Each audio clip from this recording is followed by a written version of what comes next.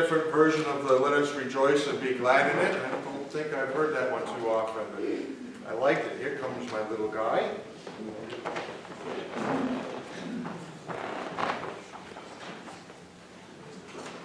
He's been enjoying his time outside already this morning, as I'm sure all of us have. You say hi? So, if you guys remember last week, we talked a little bit about Moses and the Red Sea and how he parted the Red Sea.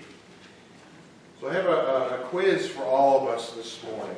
That story of Moses and the Red Sea, is that the only time that God parted the waters and allowed the people of Israel to cross over through dry land? Yeah, that's a good way to answer, because usually I wouldn't ask that question unless the answer is no, right? And the answer is no. It's not the only time that God had done something like this. And it's very interesting because it kind of sandwiches it around the 40 years that the Israelites spend in the desert.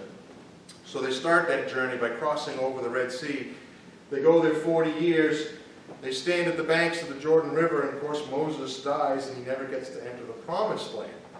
But Joshua, who now assumes the role of the leaders of the Hebrew people, God speaks to him. And when they enter into Canaan, guess what happens? God dries the Jordan River. It's at flood stage, in fact, that the scripture tells us. Dries the Jordan River, and they enter the Promised Land. And that's where we find ourselves this morning when Liz gets ready to read the story of Joshua to us, of the story of Jericho and the walls of Jericho. And that seems to be a very familiar story, but when you read the scripture, it's actually very interesting what happens there. And it's always valuable to go back and see what the word says versus how we remember it. And I like the story because if Taylor was here, I was hoping to do this, that we would march around the sanctuary. And they do this with the people of Israel 6 times, once a day for 6 days. They actually march around the walls of Jericho, blowing their trumpets with the army. And they get to the last day, the 7th day. And they actually walk around the walls of Jericho this time on the 7th day 7 times. It's kind of a crazy thing to do. And on the 7th time, they stop, and we know what happens. What happens at the end of their 7th trip around the walls? Yeah, how do the walls actually come down? What happens?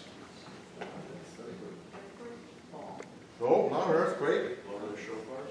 The shofar, he's got a good name. Yeah, they blow their shofars, right? They're blowing the shofars every day.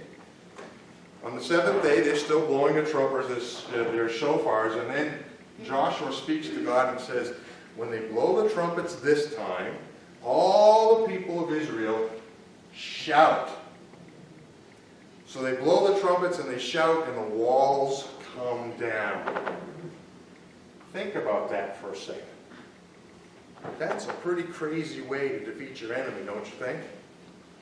And God repeatedly, through the desert, through early in their time in Canaan, asks them to do some pretty crazy, remarkable things. And they follow him and they do it. And God works. So we'll hear a little bit more about the story of Jericho and how the walls came down when Liz shares it. I just wanted people to remember that God can do things in very miraculous ways and ask us to join him. And we sit there and think, there's no way. But God does it. How about that? I still think he's nervous because his knuckles are white. He does such a good job, doesn't he?